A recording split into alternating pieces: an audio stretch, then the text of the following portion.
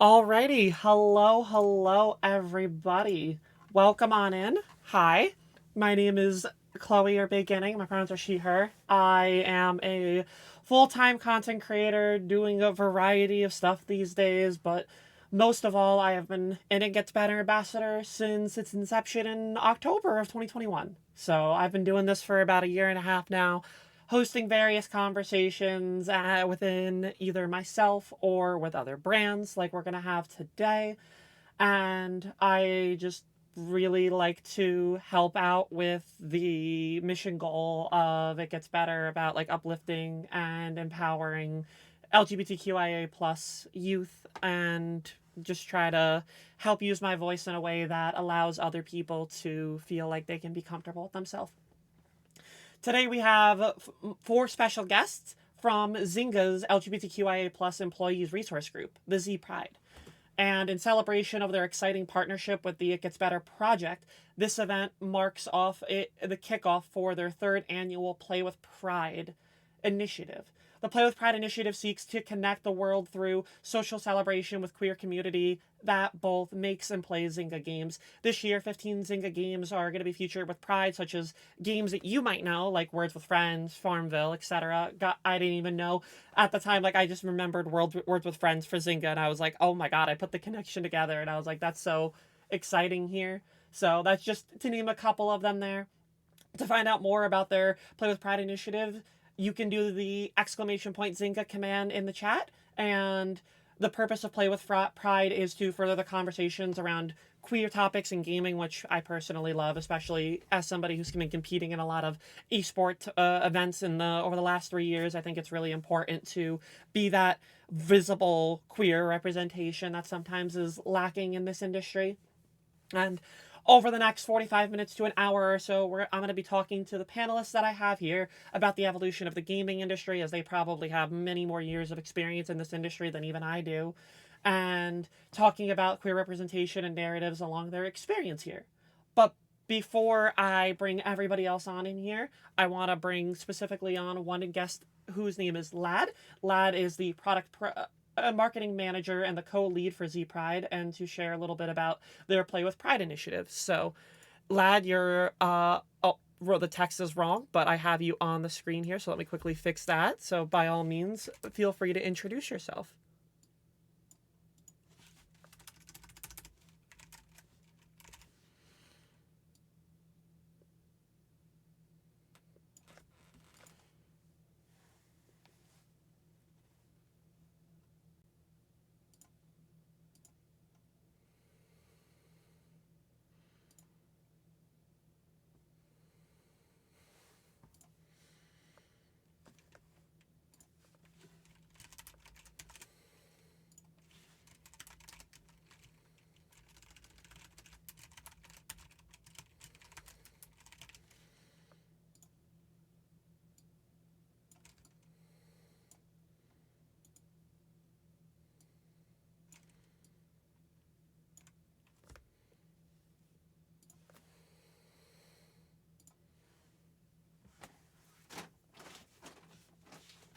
I just realized. Sorry, I had you muted. Do you mind repeating that?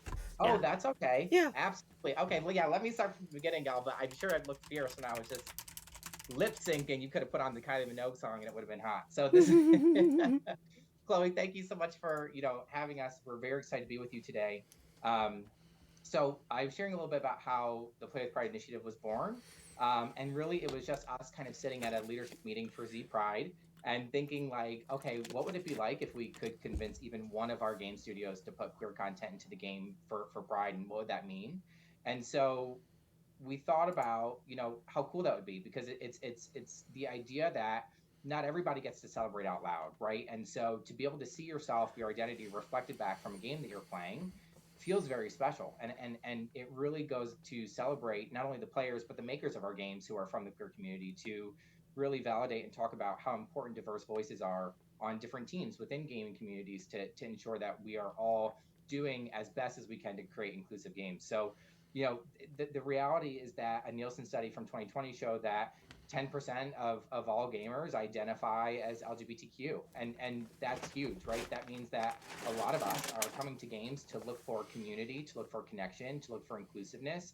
A lot of us don't have communities nearby. So virtual communities are what we need to look towards. And so based on that, we thought, hey, our games are a perfect space to celebrate Pride, specifically over the past few years where virtual was really the predominant area that we need to be doing that. So we started with saying, hey, one game, will you do this? And in fact, this year, 15 of our games all are having Pride content. And it was enough for us to say, hey, let's throw a website together. Let's really celebrate this. Let's partner with It Gets Better. And we have known you all for so long and the amazing narrative work that you do. And so what a better, there's no better way to tell our story with you all, which is a platform based on narrative telling specific to the queer community. So we're just so excited to be here. And that's just a little bit about what we're doing before we hop into this panel. Yeah, and I mean the reality is too that when you think about it, the amount of people that are are queer that are out are also just you got to think about the amount of people that also aren't. Like you said, you named like 10% of the people there. That's 10% of the people who are like open and out with themselves. That's not even counting all the people that are closeted or afraid to come out or or sharing their experience. So that number obviously will skew higher, especially because there are just some people who don't feel like they can be themselves or aren't able to be themselves. So I think it's really important for us to be visible. And like I was mentioning before, in this industry where it is very cis, straight, dominated, that we can just be these uplifting voices in these places that people can look for as a way that they can see themselves in media and hopefully feel more comfortable going forward with things. Absolutely, especially in a space where it's not always easy to be yourself. We know that there's a lot of toxicity in gaming, and so to be very intentional about being who you are, it takes a lot more than just to do that in any other regular space. And which is, I think that's why gaming really has a unique responsibility to be more inclusive than other spaces might need to be to battle some of that hardship that people might face. Yeah, definitely is the case there. So I think that I want to quickly bring in everybody else now because I think I want to be able to have this lovely conversation with everyone here. So we're going to get ourselves on the screen. And yeah, so we already know myself and we know Lad. So why don't we go with Bernice next and we'll just kind of follow the counterclockwise circle here. Hello. I'm Bernice. I'm this year co-lead of Z Pride, which is our LGBTQ plus ERG group at Zynga, along with Lad. And on my day job, I'm a senior experience designer, working on Words with Friends. And a game that I'm currently playing right now.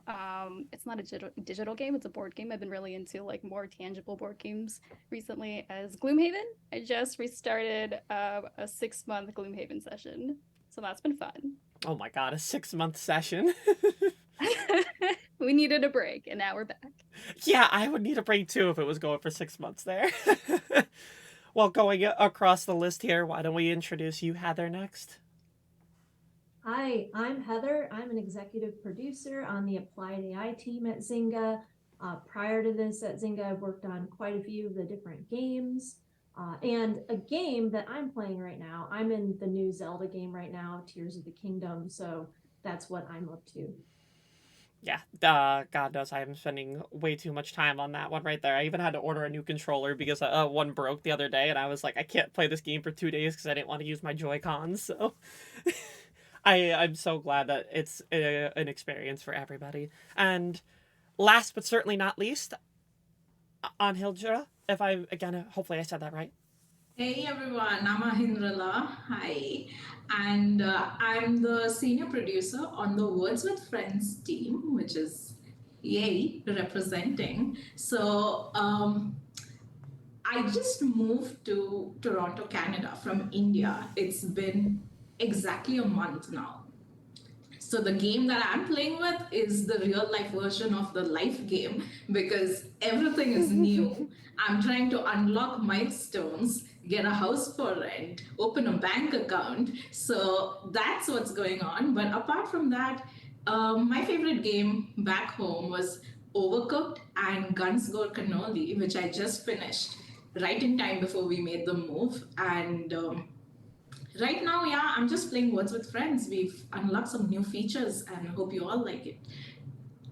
Very exciting, honestly. I love games like Overcooked. There's also there's another one that you might be into called Plate Up. It's a Oh, yes. yes, yeah. They're all very similar, very chaotic with friends. There's another one that's not like cooking related that I started playing called Pico Park, where it's very like like puzzly with like 8 people in coordination, but like friends can easily sabotage it and it gets very chaotic and fun. So I think there's definitely some things there, and I mean uh, you love seeing the different walks and the different like areas of life here, you know, even just like in terms of gaming or where you're from here. It's really showing how I was talking about this before we started, how these kind of panels always feel like good for the soul because they bring all of us kind of together more, and it really makes us feel like we're maybe not as alone, and hearing these experiences sort of just allows us to feel like a little bit closer as like a queer community. And with Pride Month starting tomorrow, so happy early Pride to everybody here and in the chat. You know, it is something that I know is an important time for all of us to experience ourselves and just be able to unapologetically show ourselves to the world. So, my first question that I wanted to ask for all of our panelists here, and again, how this is going to work for anybody who is tuning in, it's kind of just going to be an open forum discussion, so anybody's going to be able to chime in here. But I have a few questions that I have written down that I want to ask the panel here. So, I'm going to start with the first one, which is what's something that has been helpful and or valuable for you to see in gaming when your with your personal identity was taking shape. So, like when you were trying to figure out yourself and understand who you are, what was something in gaming that really helped that?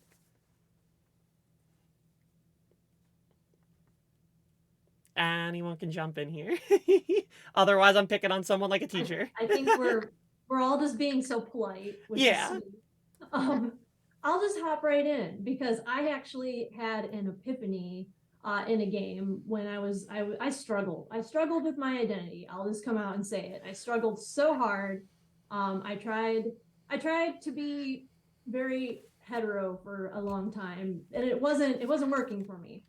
So I just kind of had departed that particular trial again at one point, and I was sitting with the game, and I was playing Stardew Valley. Full disclosure, I was sitting with the game, and I'm playing it. I'm going through it, and I just had a moment where I lit up and was like, "Oh yeah, it all makes sense now.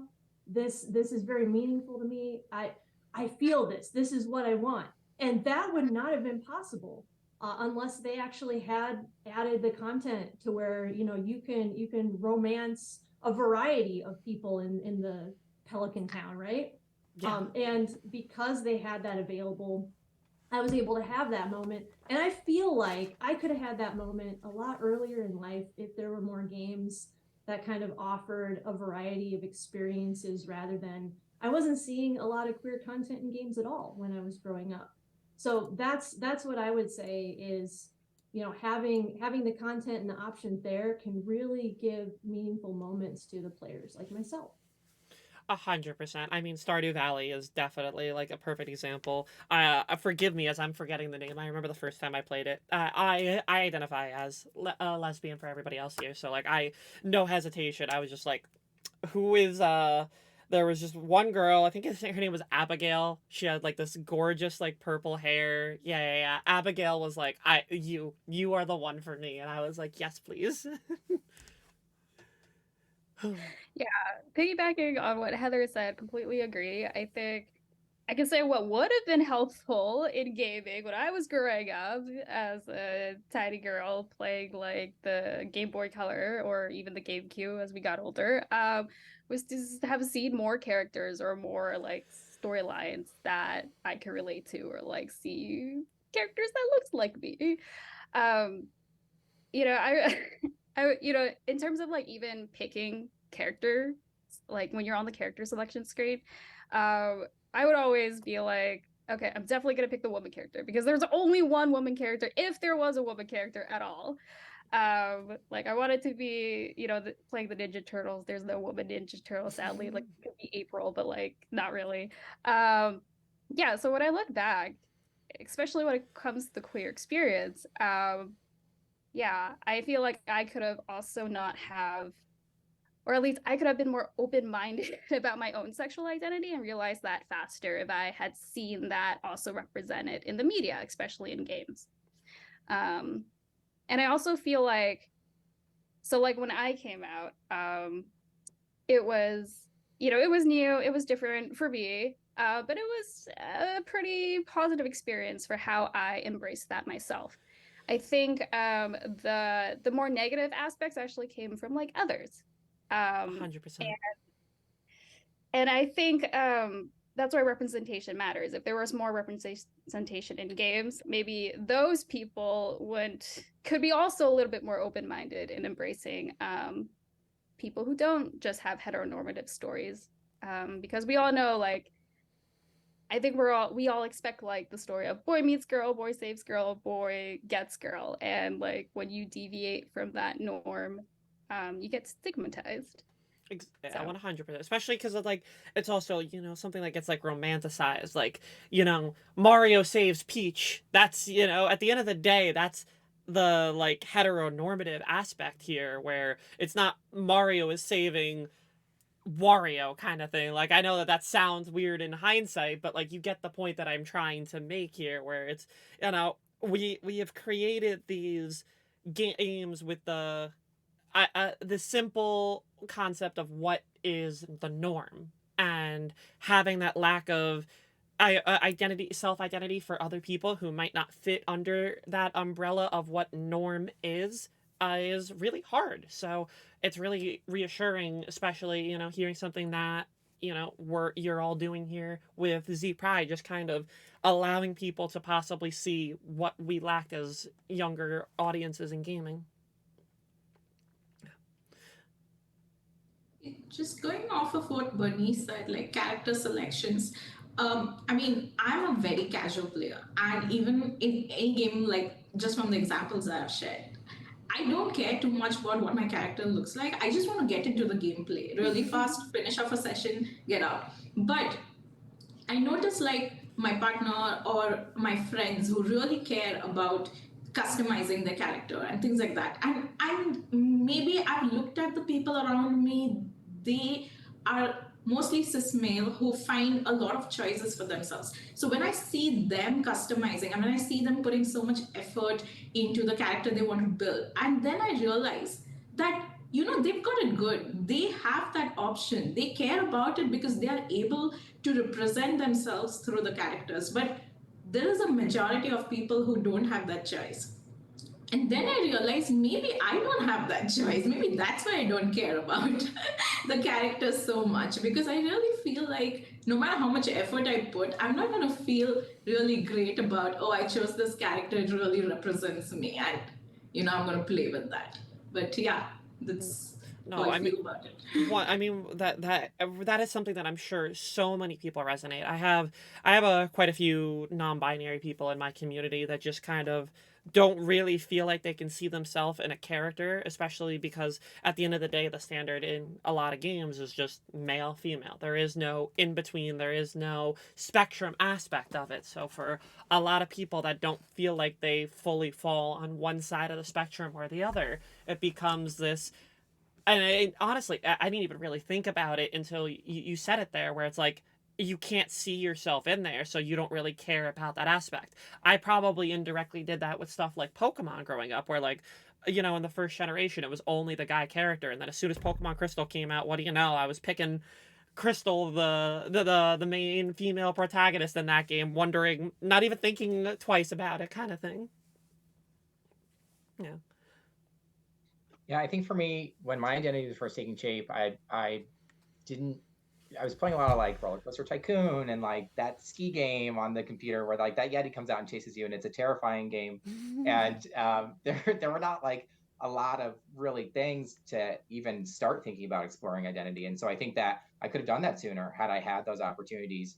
And the reality is that even at the time, there were still other ways in which you can like explore identity, and not all those ways were very safe. And so it's games give us safe spaces in order to try things out on our own, or go off and learn more about these things and see that and be like, oh wow, right, do I identify with that or do I not? And the very first early game that I can recall for me was The Sims, but I didn't know that, like, when I made my characters kind of have a same sex romance, I thought it was like, I thought I was being naughty. Like I didn't real like I was like, ooh, this is devious, right? Like I truly felt that, and I didn't think to myself like, oh, this is normal and this is great. And so I think that there's something special to games that really call things out, and really put that rainbow within the game, because it makes sense, right? When I'm playing Fortnite now, and you have the little rainbow spray, and you can do the death drop emote, like it's very slay, and I loved it. It's just it's a much more like, oh, this is here for me to do this, and is a safe space for me to be able to explore identity. Yeah. I agree 100%. I one of my favorite things is I reluctantly play League of Legends, but like in during Pride Month, they have these little icons you can pick, and each of them represent a different Pride like color. And so like when you're running around the map, you just have this like rainbow trail behind you. So I get to have like the trans colors like right behind me at the start, and it's like the cutest thing for me. And it's that reassurance that you need, and like that just like to feel like you're seen a little bit more. And I think like many of those things, one of the key things you mentioned there that I think is really important to talk about is that you said when you were first doing the same sex couples, you thought it was naughty. And it really does show like the evolution just in this time here, where you know obviously something that might have been seen like that being naughty back then is now a lot more normalized. And the Sims, with it gets better, added pronouns, and that was such a big thing that they announced over the last year or so. And being able to just normalize these things so that they're no longer seen as scandalous or naughty is kind of just like a big goal for all of us. So, I do have another question here, real quick, for you all, and it's that: is there anything or somebody that might have inspired you to go into the gaming industry, or was it just something you kind of like grew up on liking games, kind of thing? Yeah, I'll share mine real quick. It's a quick story. I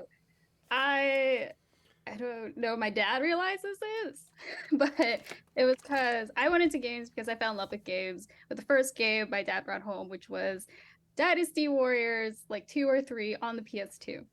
And Dynasty Warriors is like this hack and slash game, really loosely based off like the Romance of the Three Kingdoms. How China gets unified, and you play like the warring factions. Again, very loosely based. But yeah, ever since I loved video games as a storytelling experience. And yeah, also as a very introverted person, and still am, I found games was like the medium for me to make friends. Like, I had friends because of games. 100%. And also, look at you right now. Even though you're introverted, you're on this panel having a nice conversation with us. I know for the longest time I used to struggle with like shyness and talking in front of camera and stuff like that. So I think we should all just like, anybody who might feel a little harder to want to jump in on these kinds of things and share these stories, I think deserves like a little bit of applause for allowing you to maybe step out of your comfort zone a little bit. They're all muted, but you can see they're clapping. I wanted to share. So for me, it's my husband. I mean, I never thought that I would feel, um, I would have a career in gaming, or that I would be satisfied doing this job. And I was in a very tough place in my life where I was between jobs, and I was driving myself nuts because I also had to change the field in which I was going to work next. I was in manufacturing. I only understood that. I got a lot of pleasure in, being part of physical product manufacturing. And I never thought that I could translate my skills into software, and even more so into games, because games is something I really like. I wouldn't see it, you know, very well. I would say it like is my least favorite pastime. Like when I don't have anything else to do, that's when I play games. So I'm sorry, but that's how it started. Like it gets better, right? So and my husband was in game design in Zynga, and I was in such a tough position. I was going for interviews, getting rejected. Then he's like, "Why don't you try in Zynga?" And I wasn't sure. I was like, "What if I don't enjoy myself? What if this is nothing? What if this is temporary?" He's like, "Even if it's temporary, it'll give you an idea of where you can go next."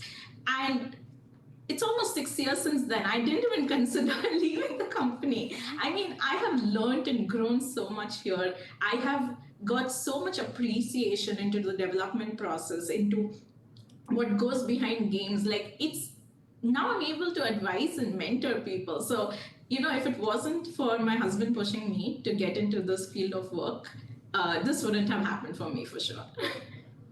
Yeah, no, I 100% feel that. And sometimes I always think that, like, you never know when those coincidences are going to lead you somewhere. Like, I thought I was going to go to school for computer programming because I wanted to work in, like, developing games. I didn't do well at all in it, and it threw me. I like, dropped out of the class, and in my senior year of high school, still, like, hadn't declared even my major for college. And I wound up in the sports marketing class that I really liked. And through that sports marketing, I started to get more into the esports side of things. So it came full circle. I still ended up in the gaming industry, just like a very different path that led me there. And I think that, I'm glad that you had that support group that was able to, in your case, your husband, that was pushing you to here, because you never know these kind of moments, how they're going to really resonate with you. And I love being able to do what I do now because of the path that I took. I guess jumping in now. I had similar experiences as Bernice, where like family exposed me to different kinds of games and provided them, right, because I was a child. But as long as I can remember, I loved games so much, loved them. Did not really hit me that I could participate in creating them, even though I was like, doing little coding and custom map making and JRPG stuff on the computer when I was 13. It took me a long time to realize it was a viable career path for some reason. So obviously I got to give props to my family for showing me games. But once I crystallized that was the career path I wanted, my biggest inspiration, and she might be listening, my daughter was my biggest inspiration, because I was like working through college with a little one, my daughter, and like I don't think I would have worked as hard as I did without her as an inspiration. Like, we got to get somewhere better. I'm going to make you proud. And so that's kind of what I trace back to my family. 100%. That warmed my heart just hearing right there. I love those kind of motivation things that are a positive motivation for ourselves, and I'm glad that, you have your daughter for the to be able to help you get into where you are. I find so interesting this idea of like, how did you get into this? Because I don't think we do a good job showing people in high school or in college all of the range of jobs that are available. And I don't think that the youth who are in high school now, the jobs that they are going to be in even exist yet. And when I Mm-hmm. think about that, it's really mind-boggling. And you don't have to know, and it all works out. And so I went to school for social work. Then I decided I was going to be an educator. So I joined Teach for America and I did that. And then I decided I was going to recruit for the program. So I became a recruiter. And then when I was done with that 5 years later, I had a friend who was working at Zynga in account management and just pulled me in. So I was doing that, and that was a lot of fun. And then after a while, a marketing job opened up. So I joined the marketing team. Now I have a marketing team. And so I think that the reality is just that, like, there, you will never know all the options available to you, but you have to put yourself in the situations and meet people and see what kind of things come up. But if gaming is where somebody wants to go, and I think that it is absolutely where people with diverse experiences should be going right now. There are so many different jobs. I mean, everyone here on this panel is doing something wildly different, and none of us, I don't think, are sitting here doing the code, right? And so while that's a really important piece of it, there's just a ton of jobs that to develop a game someone needs. And so everybody has a skill set that does well. So even if it's an interest, to you to get into games, you don't know what you would do, think about it and keep pursuing it, because all types are needed. I think you said something really important there, for especially for a lot of people who might want to get into the game industry. Is like you said, all four of you don't really like even design, like create the games. You're all in different areas of it. You can still be in the gaming industry and not be, a programmer, not be a storyboard artist or whatever. It might be. There are other avenues that allow you to still be involved here, and I think that's important because again, we're talking about wanting to feel represented and recognized. Yes, we're talking about it on a pride stage, but also just in like seeing yourself in a job that feels like it can relate to you, I think is also just as important to have there. So, on the topic of, pride and everything like that we got going on here, how do you see your work contributing to a more diverse and inclusive gaming experience as a whole?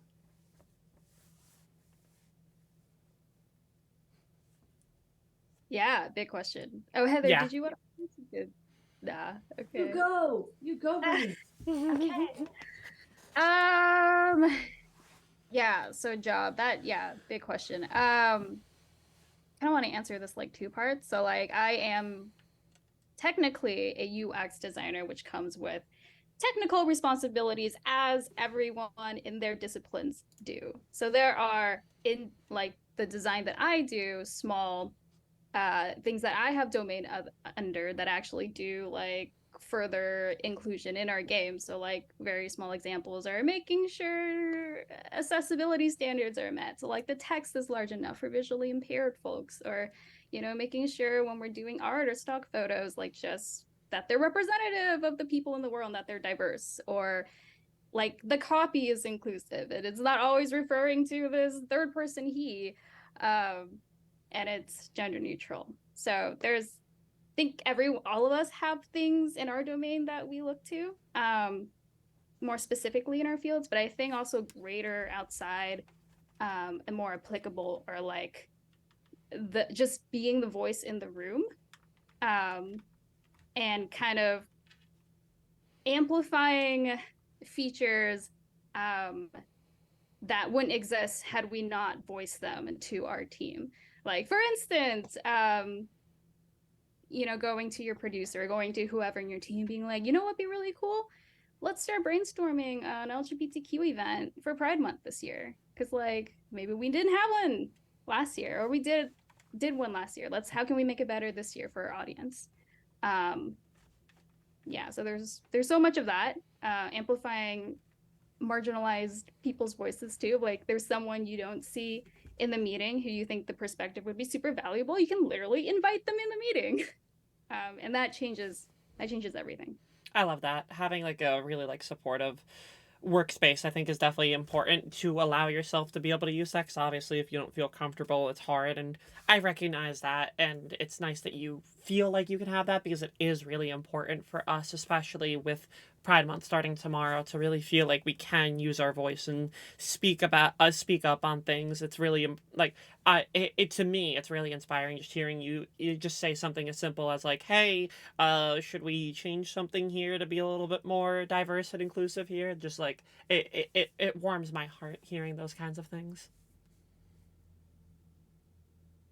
But jumping in on what Bernice said, absolutely. Like we being a voice in the room, or being in a leadership position, being somebody who can help steer things is super, super important. But I actually want to come back to what you said too, Chloe.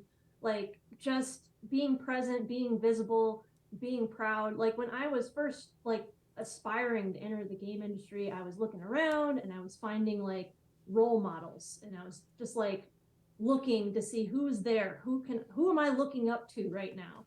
And I was really happy to find women who were doing awesome things, but I didn't so much find like queer women right away when I was first trying to enter the industry. And that's another piece that I think is really important, is being able to look where you want to go and see somebody like you has already gotten there.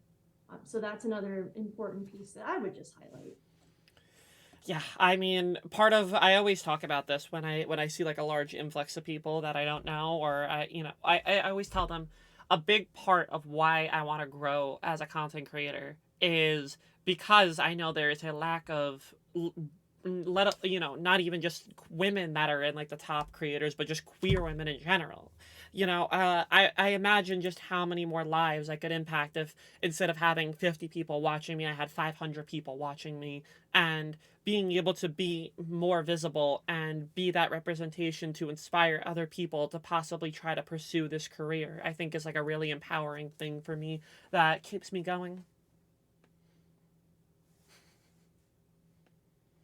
I don't have a lot to add. I think Bernice and Heather covered a lot of it. But yeah, I think my role in the team is one which I try to make sure I'm sensitive to everyone present in the room. And sometimes I have dealt with conversations which don't go well to maybe some people in the room, but trying to, make sure that their point of view is heard. They might not feel confident to share it themselves, but being their voice, sharing that, making sure that their thoughts are being represented in the work that we are doing is very important. I also believe in paying it forward. I know a lot of people have actually mentored and coached me, and there were a lot of I used to consider myself a very confident person, but I think my confidence took a blow because of certain events that happened in my life. But a lot of people came into my life who helped build it up. So I always make sure that I am available to mentor. I may not have all the knowledge, but I'm available to pass it forward and continue to build people and their confidence up so they can also be the voice in the room when they are there and I'm not around. I mean, honestly, just listening is such an important tool here. And this goes for people who might not be queer. Like, if you want to figure out how to be a better ally, just listening to this story here, whether it's Bernice, Lad, Anhindrilla, or, anybody else that is here. It's one of those things where we are trying to spread awareness because we want people to know how to feel like they can either A, be themselves, or help spotlight the voices that might be, underappreciated or underrepresented. Yeah, it's such a good call out, and I think that companies have a responsibility towards diversity, equity, and inclusion, and at the same time, a corporation is not a human, and we are the humans that make up different companies, right? And so I think that everyone has a great impact that we can make. A few examples. One of them is Play with Pride, right? This is us kind of getting together and doing this. I think Heather and Ahindrilla are both amazing leaders on the Women at Zynga group, and so that starts recognizing intersectionality and different thing. Our groups will come together and we'll run events. There's also like corporation dollars, right? Like we can influence where some of these dollars are going and to which communities and to which issues we feel really could use it, right? When I think about like pride parades now, I'm like, oh, it's bank after bank after bank. And I'm like, what is this? Right. And I used to feel very like, oh, about it. But now that I'm on this side, I'm like, oh, it's probably the queer community at that bank who's putting on this float, who then can influence maybe $100,000 that year to go to some a local queer organization. And that now that's clicking for me. And I'm like, oh, okay. I'd still like to see some community groups, but great, that's great too. And so I think that there are just a lot of different opportunities that if you insert yourself, if the company is the right fit for you, if the company is willing to do these exciting DEI initiatives, which Zynga is fantastic for. And so I think that there's impacts big and small that we all have responsibility for. Yeah, I think I can't agree more when it comes to like the impact here. You also just never know how big of an impact just speaking out can be. You could just defend somebody and that defense is enough for them to want to do it, and then it could start a trickle effect of everyone just wanting to be more of an advocate for yourself there. And again, you mentioned it has to be the right fit. It has to be like in like a company environment you might not feel comfortable with it and everything like that. And I understand not pushing out of your comfort zone, but I also know the joy and the like sense of pride that I get in myself when I get to represent queer individuals, whether it is on this stage or on a esports event stage, and or just, you know, in my own personal platform, being it takes like a very a sense of, or it takes a feeling that you don't want to let go of once you achieve that feeling or you feel like you did that. And you know, on the topic of, you know, that sense of feeling, I want to, obviously you all have various years of experience in the gaming industry. How has it evolved for, you know, in terms of representation of queer identities in your eyes?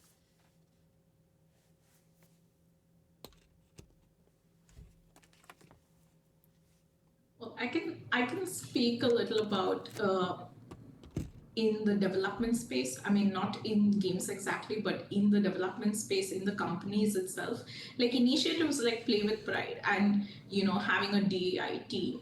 This is this is something that would appeal to people, other diverse people, to actually give this company a shot. Because a lot of times, like for example, I'm biased, right? I know a few companies I wouldn't want to be employed at, because I know that for someone of my time, they're not very considerate. But these initiatives have definitely improved hiring, and it's two parts. One is the company willing to hire, the other thing is the no, the applicants are willing to apply. So I think that on the development space we have better representation even compared to 6 years back.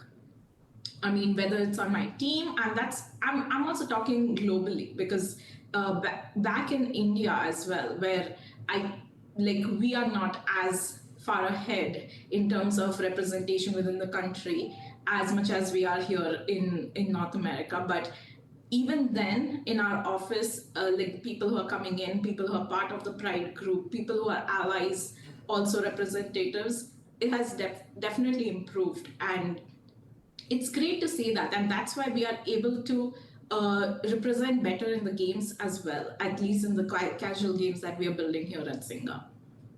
I love that.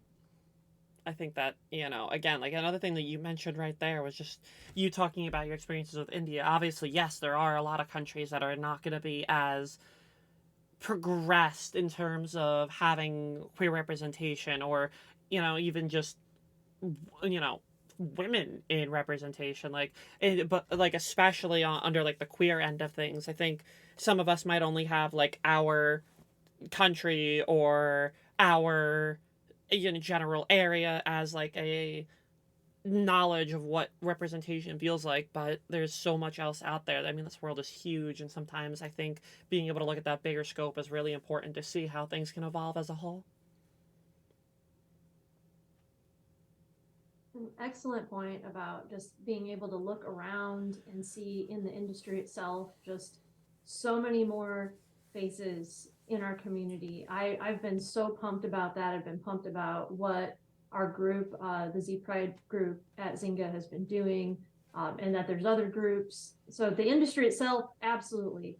But also, I'm just really excited about all the progress I've seen in the game content themselves, right? Like, I yelled overjoyed at my TV playing a AAA game a while back when it was revealed that this protagonist I thought was super cool. I'm trying not to give spoilers away, is what's going on here. This protagonist that I thought was super cool was in fact in a lesbian relationship, and I was just like, I get the right? same way, And especially when it comes to like trans representation. Like when a character is like genuinely written well as like a trans character, I'm like, thank you. oh yes, so having those moments and having more of them is definitely a thing I'm seeing, and I'm so excited by that. It really warms the heart. Yeah, same. Yeah, like character customizations. We were just talking about this. It's improved so much nowadays. It's not just binary anymore. Um, and I like, Sims, I think last year they, update with like including binders and I think Mm-hmm. top surgery scars. Um, so yeah, I think the industry as a whole has embraced a more about exploring human relationships that are representative of the world, that are more whole and complete human experiences. And it's really cool to play them. Also, I just want to shout out again what Zynga has done with our Play with Pride activations. Like what we did, I think, is a great example of how the industry has evolved. You know, we got 15 of our studios who were willing to integrate queer content into their games. We have a whole website dedicated to display all of that. I mean, I don't know any other game studio who that's done that. I'm not comparing. I'm just celebrating our achievement. And I Go feel off, celebrate. but yeah, no, I feel like it's a really like trailblazing move that we made. So yeah, we've come a long way. And they were excited too, right? That's the cool part about it, is that it was not like, hey, will you do this? And they were like, yeah, sure, let's see if we can fit it in. They were like, yes, of course we're going to do this. And that it's just very it's assuring, it's reassuring. There are allies everywhere, and sometimes you might have to look for them because people aren't necessarily always. That's not always, but people not everybody feels comfortable with terminology or these things. But there's a lot of really great people who have a great heart, and that it's a good thing to remind ourselves that there are allies everywhere, and unexpected as well. As a producer, I can say that. So every year in the roadmap, at least for however long I've been here, you always have a Christmas event, right? You know, like when Christmas is there, you always have. But since the last 3 years, now that we're making this a regular thing, like Pride event is something that is mapped into the roadmap. And that is so cool because, that is normalizing. And that's fantastic that we have it in the same place as we consider maybe things that have been there since time immemorial. That is the kind of stuff that we need to hear, especially because like it sets a precedent. Like anytime you see like a roadmap where there's like a big like pride event thing, it almost like it makes people sit there and think. And obviously, just like with a lot of queer representation, we deal with a lot of negativity. But for us that need to see ourselves and feel that sense of camaraderie or representation there, it really does set that precedent that almost makes us want to push it for it to be more standardized around things. So I have one last question that I want to ask the group here. And I think this is obviously going to be a big one here. And it's, what advice would you give other queer individuals that are interested in pursuing a career in the gaming industry? Or like what advice would you give to somebody looking to make a difference in the industry? I know it's a big question.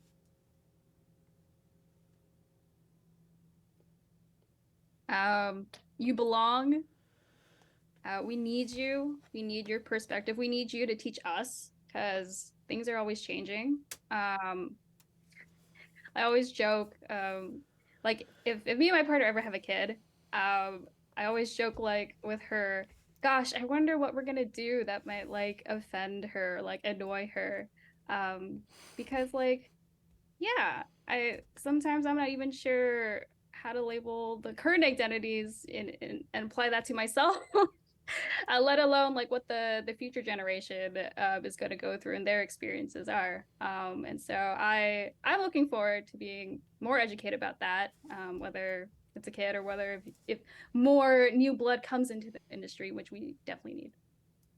Yeah, I agree 100%, especially just again that key word you said there of educate. Like it's okay for us not to have all the answers, but learn and be willing to, maybe just understand ourselves. I remember when I first came out, I said I was lesbian. The reality is that once I learned what like sapphic was, that was a really like big thing for me. And for those who might not know, sapphic is just like if I, again, feel free to like, there might be people in the chat who might be able to correct me, but it's that you're attracted to femininity more than like what someone identifies as. And I think that that's a really big thing that I've been able to learn about and really be able to explore that aspect of myself more. And I think that that education thing was really important. And I think that that's something that we should all look to a little bit more.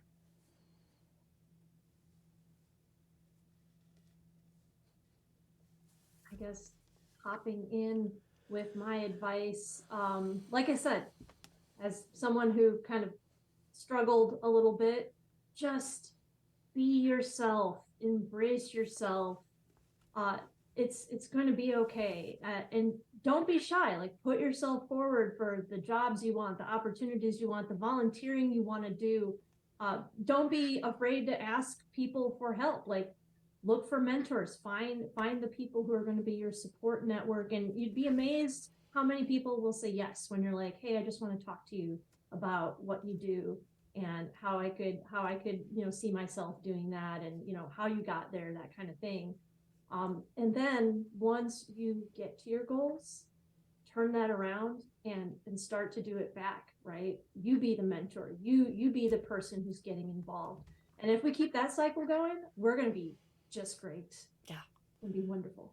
And you'd be surprised, honestly, with the amount of people that are going to be supportive. I know it's scary. I think I remember I heard a statistic a couple weeks ago that like 87% of like North American population is against, specifically like in this situation it was about all the anti-trans legislation. So they're against that trans hate.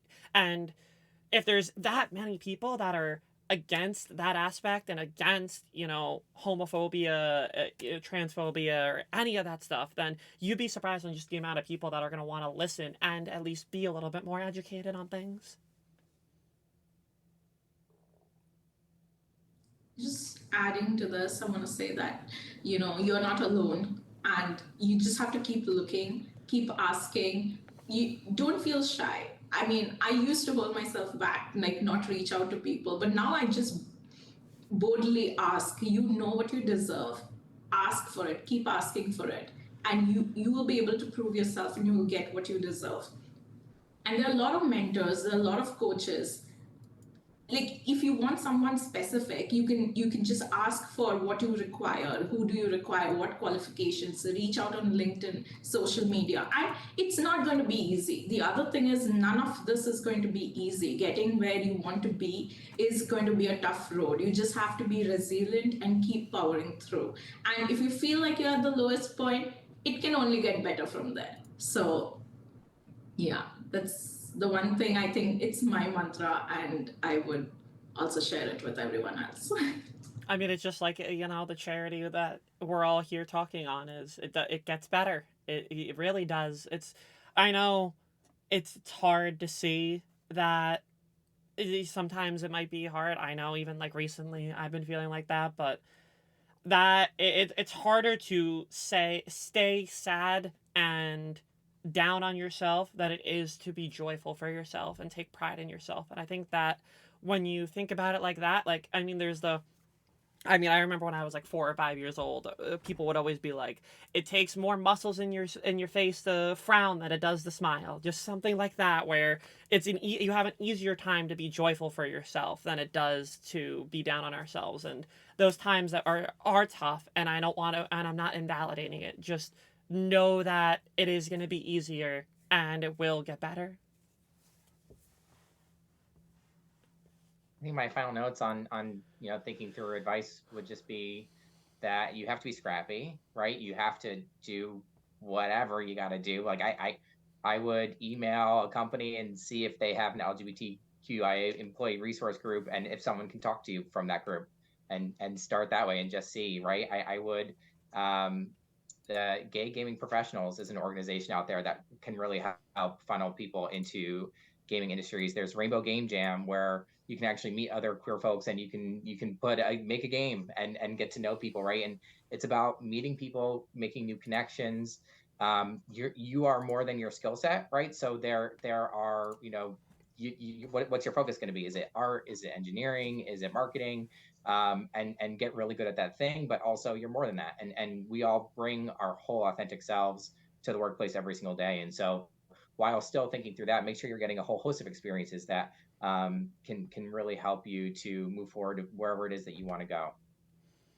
Yeah, I you took a lot of the words right out of my mouth there. I feel like it means a lot when we're all like thinking the same thing as well, because it really just reiterates that feeling that these are things that we really are strongly about. It's one thing if little Timmy over there is feeling that way, but when it's a group and like the entire class or the entire boardroom or the entire meeting is in that like uniformity of like agreement with these kinds of issues and these kinds of the representation that we need, I think that is it really shows like the importance of it.